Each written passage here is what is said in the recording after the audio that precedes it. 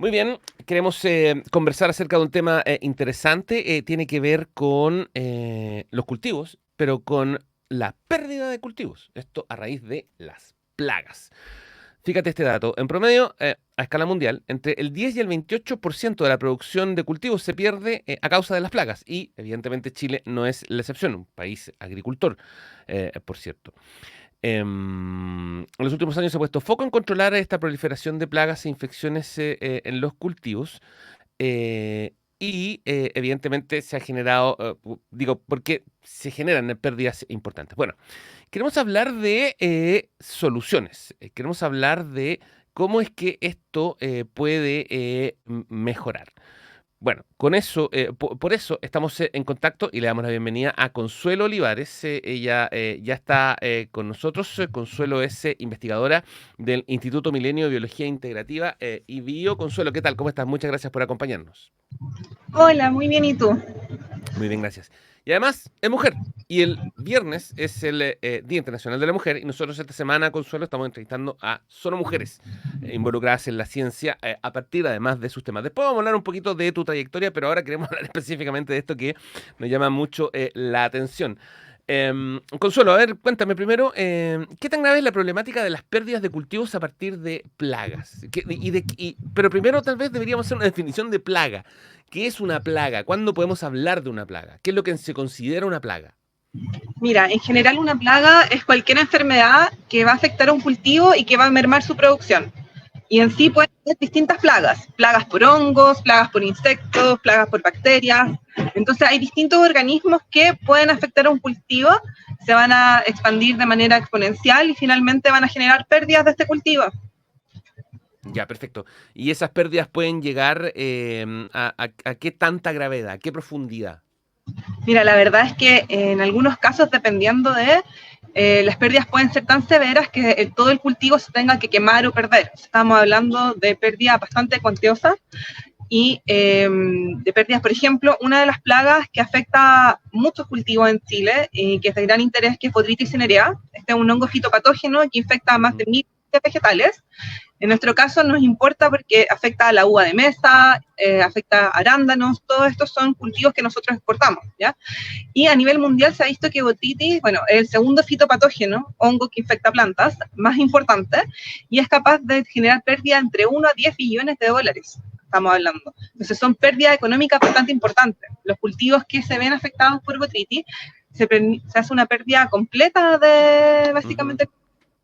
Entonces, estamos hablando de pérdidas muy numerosas. También pueden haber infecciones por virus, las cuales son capaces de permanecer ahí por mucho tiempo. Entonces, es muy difícil poder erradicar esta infección. Entonces, hay Ujú. distintos tipos de plagas vegetales y son bastante importantes, la verdad, combatirlas. Oye, Consuelo, ¿y dónde está el origen del trabajo de ustedes? Porque entiendo que la idea de la investigación que ustedes o que tú estás desarrollando en este caso, es que un hongo pueda reemplazar el uso de pesticidas. ¿Cómo es que funciona? Eh, o, o- o qué tan efectivo es el pesticida o qué tan poco efectivo es que hay que buscar otros caminos alternativos, digamos. Mira, te cuento, nosotros en el laboratorio donde yo estoy trabajábamos principalmente con Botrytis cinerea, que como yo te comenté, este hongo Ujú. fitopatógeno de uva, ¿ya? Entonces, para nosotros como país una gran problemática y estábamos estudiando los mecanismos de infección con el fin de poder conocer qué pasaba con el hongo y cómo lo podíamos atacar mejor. Y a través de este estudio nació la idea de empezar a ocupar hongos biocontroladores para controlar en una primera instancia a Botrytis. ¿Ya? Esto es algo que se ocupa y que ocurre normalmente en la naturaleza. La naturaleza en sí igual es súper sabia y es un laboratorio natural que nosotros podemos ir a mirar y podemos empezar a aprender y después aplicar esos conocimientos. Entonces, naturalmente existen otros hongos que son capaces de alimentarse de hongos. O sea, eso es un organismo biocontrolador, un organismo que naturalmente tiene la capacidad de poder atacar, en este caso a Botrytis, alimentarse de él y finalmente eliminarlo. Pero ¿qué es lo que sucede? Y de hecho, hoy en día en campo sí se ocupa el organismo que nosotros estamos ocupando, que es Trichoderma troviride, pero Trichoderma por sí solo no es capaz de combatir la infección de Botrytis. Por lo tanto, lo que se está ocupando hoy en día es tricoderma o productos derivados de tricoderma mezclado con el uso de pesticidas. Y acá nosotros tenemos un gran problema. En el caso específico de Botrytis, Botrytis es capaz de generar o de acostumbrarse rápidamente a los antibióticos o los antifúngicos que uno está ocupando y generar resistencia. Entonces empezamos a tener cepas que son resistentes a estos antifúngicos y ya no los podemos ocupar para poder combatir esta enfermedad. Entonces lo que nosotros empezamos a estudiar fue tratar de potenciar al organismo biocontrolador para que de esta forma podamos reducir y ojalá eliminar el uso de pesticidas y tener un control mucho más fino de esta infección ocupando un organismo que ya está en la naturaleza y que ya está en el suelo. Oye, Consuelo, ¿y cómo potencian ese organismo biocontrolador? ¿Cómo se potencia? Mira, el estudio que nosotros estamos haciendo es bastante molecular. Nosotros queremos tratar de entender qué es lo que sucede en las primeras etapas de biocontrol, ¿ya? De qué pasa cuando están en el suelo los dos organismos y se conocen, en pocas palabras, interactúan, qué es lo que está ocurriendo, qué mecanismos transcripcionales se encuentran detrás de esta interacción para poder entender, ok, Tricoderma se encuentra con su presa o con Botrytis y empieza toda una cascada regulatoria que finalmente hace que Tricoderma sea capaz de venir y biocontrolar a Botrytis. Entonces, ¿cuál es la idea? A través de poder entender qué es lo que está sucediendo, nosotros podemos potenciar, generando cepas que tengan una mayor cantidad de estos reguladores, que generen más peptidasas, por ejemplo, o más enzimas que finalmente permitan la degradación del patógeno. Y eso es efectivamente lo que estamos haciendo. Entonces, estamos tomando una estrategia transcripcional para poder entender qué sucede en las distintas etapas de la interacción, qué reguladores son los más importantes y de esta forma poder sobreexpresar estos reguladores y tener cepas súper productoras o súper biocontroladoras. Ese es como el fin de la investigación. Conversamos con Consuelo Olivares, ella es investigadora del Instituto Milenio de Biología Integrativa y Bio. Hablamos de tricoderma. Cuéntame, ¿hay algún resultado ya así interesante o todavía estamos en fase de... todavía están en fase de exploración, por decirlo de alguna forma? Mira, estamos en las primeras etapas. De hecho, bueno, esto es un proyecto que yo me acabo de adjudicar, que parte ahora el 15 de marzo, pero siempre uno tiene resultados preliminares antes de que parte el proyecto, y ya hemos sido capaces de identificar al menos un regulador clave que cuando nosotros lo expresamos, tenemos Tricoderma es capaz de segregar muchas más peptidasas e inhibe mucho más el crecimiento de Botrytis. Ahora... A propósito de la bioregulación, ¿eso es común en la naturaleza, digamos? O sea, me imagino que sí, digamos, pero en este caso, en el caso particular de lo que ocurre en los cultivos, digamos, ¿es algo común que ocurre naturalmente? ¿O en este caso, o lo que están haciendo ustedes es algo que incluso la naturaleza, digamos, no se había generado? No, es algo que ocurre de forma natural. A veces uno sí lo tiene que propiciar. A veces no siempre tienes en el mismo nicho ecológico creciendo los dos organismos. Entonces lo que es sembrarlos para que, por ejemplo, tengamos Tricoderma creciendo en cierto nicho y ahí permita que Botrytis no crezca.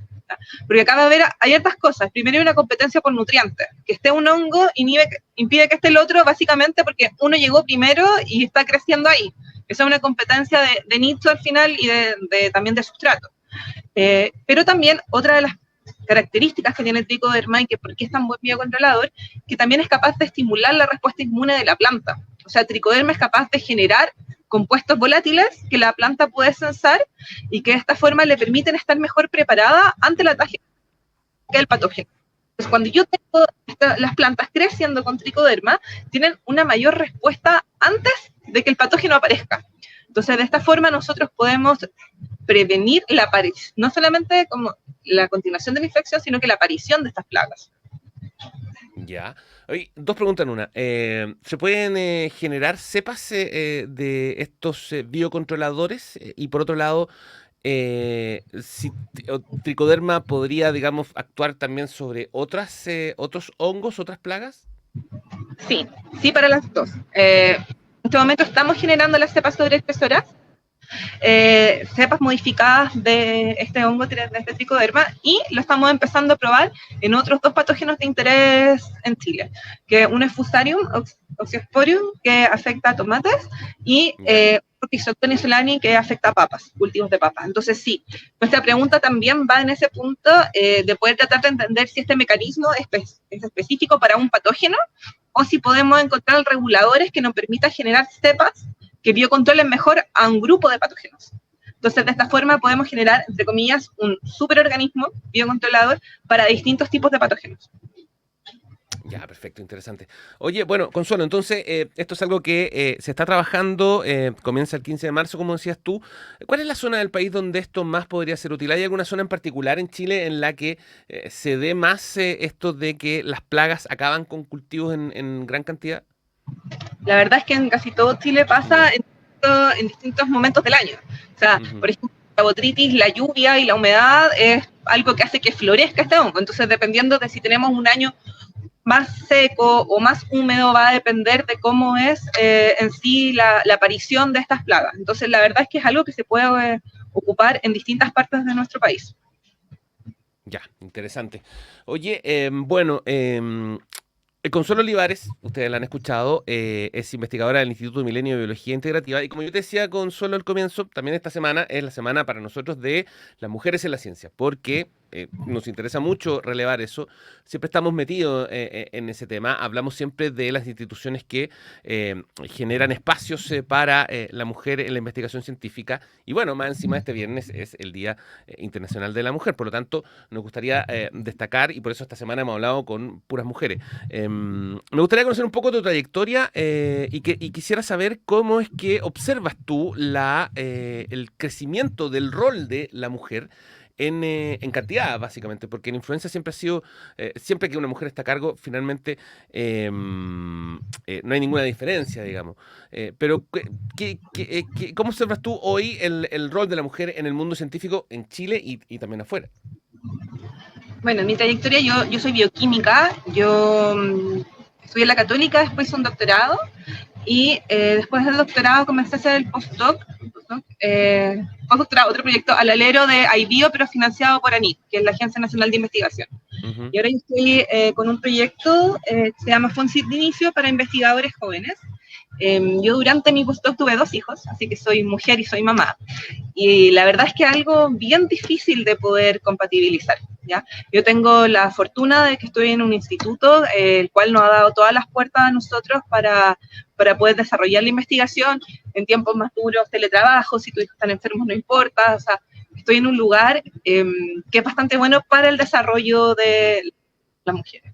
Pero como tú bien dices, es bien difícil poder compatibilizar ambas cosas.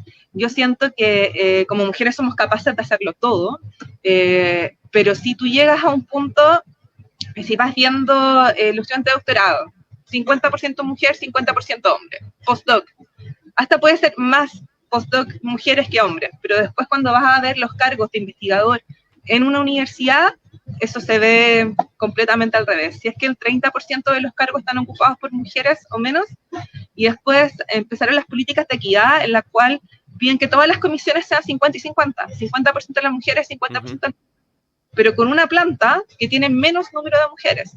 Entonces, al final, lo que se termina haciendo es tratando de equiparar la participación de mujeres en ciencia, pero sin tener la misma cantidad de profesoras mujeres que profesores hombres, lo cual genera al final que las mujeres estemos metidas en muchas más tesis, muchas más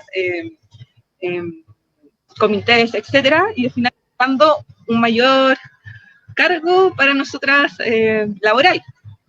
Entonces yo siento que algo que, y no es algo que ocurra solo en Chile, es algo que ocurre a nivel mundial, que se está viendo en cierta parte como la igualdad de formación de distintos comités, por ejemplo, pero de verdad todavía falta tener la misma cantidad en sí, o las mismas historias o profesoras mujeres, con el fin de poder tener una mayor igualdad en ese aspecto, ¿ya? Hay un tema de equilibrio, hay un tema de equilibrio finalmente. Sí, un tema de equilibrio. Por ejemplo, yo trabajo ahora, yo soy parte del Instituto Milenio de Biología Integrativa y estoy en una universidad donde hay 8 profesores. De esos 8 profesores, 2 son mujeres y 6 son hombres. Esos son los investigadores principales. Pero si nos vamos más abajo y vemos a nivel de pregrado y posgrado, hay la misma cantidad de mujeres y hombres en la carrera de STEM. Si nos vamos a nivel de doctorado, también sigue habiendo la misma cantidad de hombres y mujeres.